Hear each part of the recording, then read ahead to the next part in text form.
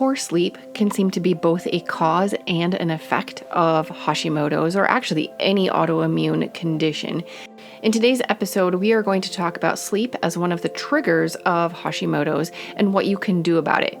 You are here listening to Health with Hashimoto's because you want to discover a true, simple, and sustainable path to whole health. And that's what I'm here to help you do. I am Esther. I am a registered nurse. I help women diagnosed with Hashimoto's find hope, healing, and energy without becoming overwhelmed with all the shoulds of an autoimmune disease. So let's talk about sleep. Too much sleep or too little sleep can both mess up your TSH. That's the first lab that they typically look at when they're assessing your thyroid function. Now, TSH is actually your brain telling your thyroid gland we need more or we need less of the thyroid hormone. But too much sleep can cause an irregularity in your TSH, and too little sleep can cause that. We don't want either. Your body is designed to be in balance. Too much of anything is not usually good. Too little of anything is not usually good. So when it comes to sleep, typically you are looking for between 7 and 8 hours. Now that's on average. Everybody is individual, and perhaps you need a bit more. Perhaps you don't feel like you need as much, but we know that everybody needs sleep, and 7 to 8 hours seems to be about average for what you need. Now, what does your body do during sleep? Why do you need sleep? Is it true I can sleep when I'm dead? Well, if you live by that motto, you will actually die earlier. So don't do that. We need to prioritize sleep every single night, at least as much as possible. Now, there are seasons of life where sleep is very difficult. As a mom of 4 boys, I know how pregnancy can be for sleep. I know how pregnancy with a toddler can be. And of course, the newborn stage and all of childhood, actually. When you're a mom, or when you're a dad, your sleep can be interrupted. And so I recognize that, and I affirm how much you're trying to do well for your own sleep. All we can do is the best we can do today.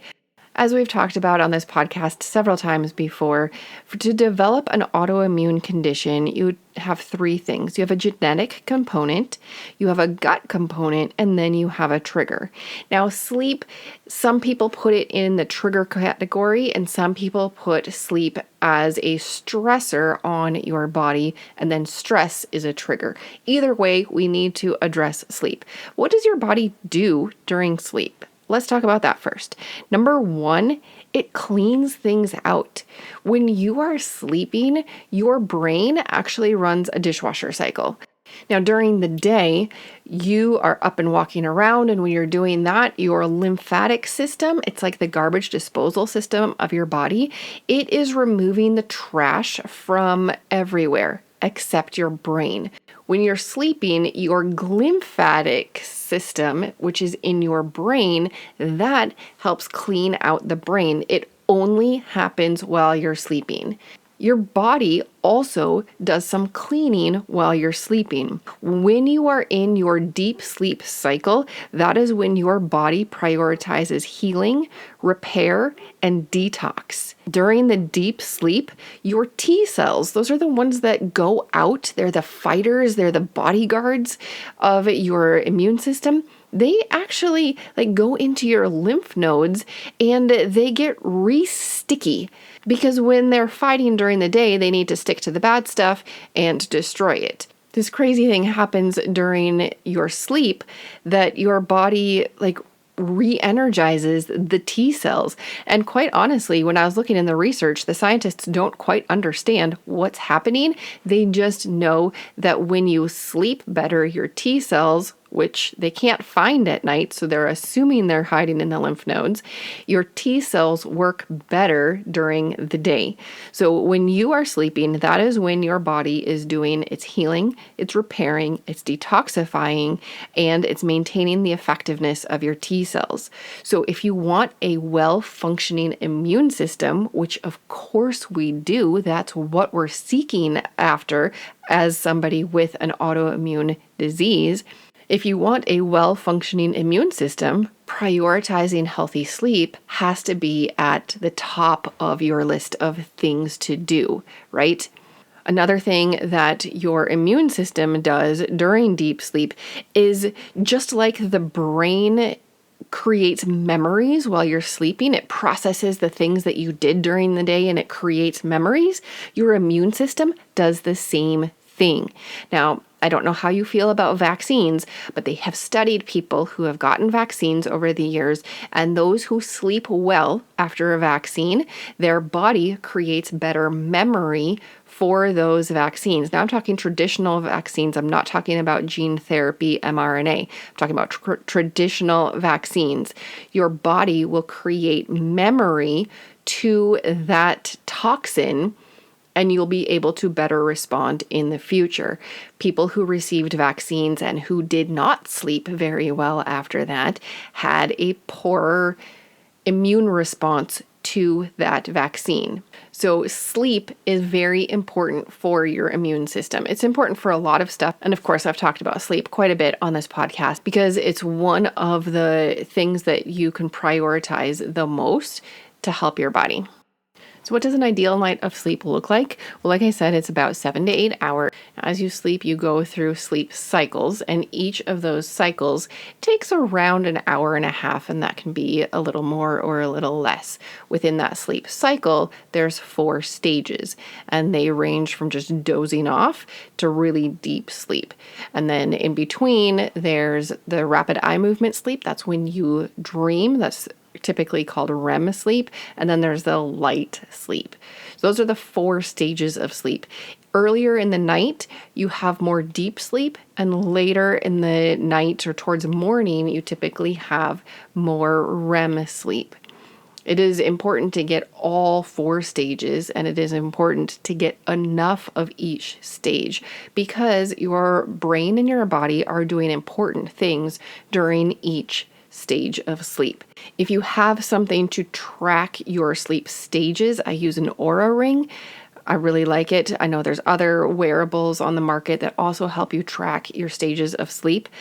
If you're tracking it, you're looking for about 20% of your total night's sleep to be spent in deep sleep and about 20% to be spent in REM sleep. So if you sleep for 8 hours, that would be about an hour and a half of each of those. And I wish I could tell you one specific thing that would help your deep sleep and one specific thing that would help your REM sleep, but it is so specific to you. If you are struggling with sleep, sleeping too much and not feeling alert, or not able to sleep very well, or if you're sleeping a solid 8 hours and your deep sleep is just teeny tiny, or your REM sleep is teeny tiny, I wish there was something I could say that, do this and you will have great sleep. But that's not how it is because you are a unique human being and each one of us has our own path to health.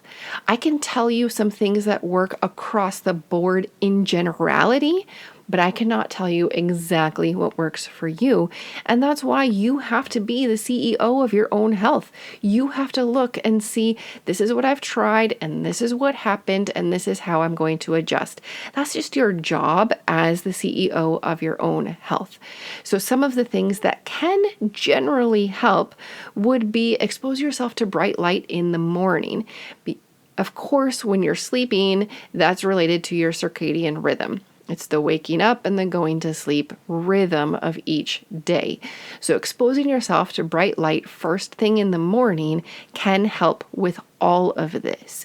We talked a couple episodes ago about seasonal affect depression or disorder when you need that light. So turn on your light box first thing in the morning. Get that morning sun exposure if it's in the summertime, or the light exposure from your box in the wintertime. That light first thing in the morning can really help all stages of sleep, and it can help your overall quality of sleep. So that is important in general. Also, exercising in the morning typically helps your stress level. Now, if you have a wearable like an Oura ring or a watch or something that tracks your heart rate variability, that's the HRV, that is an indication of your parasympathetic nervous system, or that rest and digest phase of your nervous system. It's the opposite of fight and flight. So when your HRV is higher, that means that your stress response is doing better. Your parasympathetic nervous system is functioning more than your stress response. Exercising in the morning typically helps your HRV, your heart rate variability, improve overnight. So it helps your stress response overnight. So that's going to be a good thing to do if you can.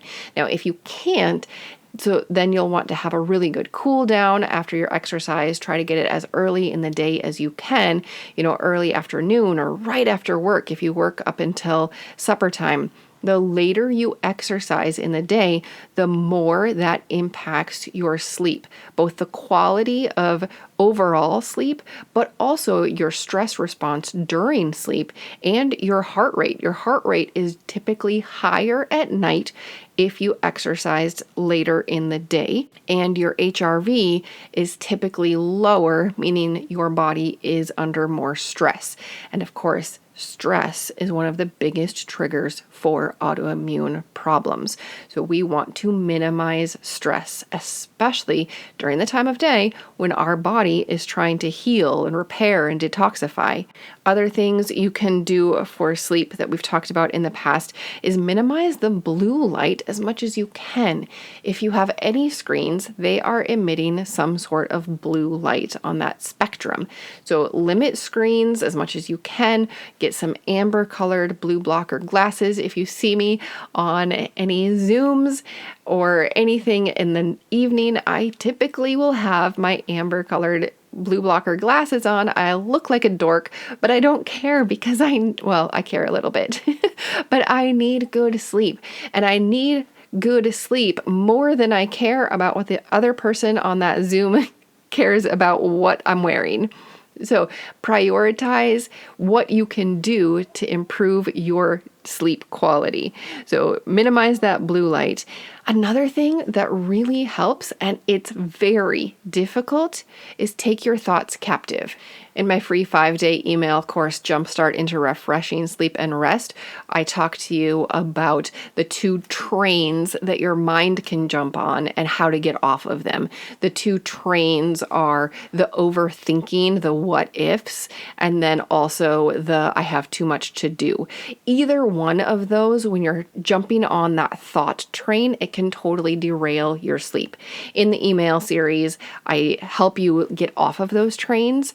But taking your thoughts captive is what we have to learn to do. And I have learned this the hard way. I thought I was doing okay. And then I realized, for a couple weeks, my HRV overnight was really low, meaning that I was stressed. And so I started to analyze, what are my first thoughts upon waking? My very first thoughts in the morning when I wake up, or in the middle of the night when I woke up, were what I needed to get done to make things secure for my family. Finances at that time were very tight, and I realized I was waking up immediately thinking about finances and what I needed to do that day to help my family be in a secure place for our budget. Once I realized that, then I had the work of taking those thoughts captive. I had to decide, this is what I want to focus on in the morning, or this is what I want to focus on when I wake up and when I go to sleep. And so for me, I chose I'm going to listen to this soothing Irish voice reading the Psalms to me. And I tried that, and then I realized that wasn't working because I needed something that was short, like a mantra that I was saying. So I chose for myself one Bible verse, and every time my thoughts started to wander into that stress mode, whatever it was that was stressing me out, I pulled them back in and I repeated that one Bible verse. Taking your thoughts captive can be difficult because your brain likes to have repetitive thoughts because it's easy. I'm sorry to tell you this, your brain is lazy. My brain is lazy. All of us have lazy brains. Our brains want to do what they're used to doing. So getting them on a new path of thinking can be difficult, but it's worth the difficulty. So figure out what you want to be thinking about. What mantra or what Bible verse or what thoughts do you want to be thinking? What do you want to be focused on while you're falling asleep, if you wake up in the middle of the night and first thing in the morning?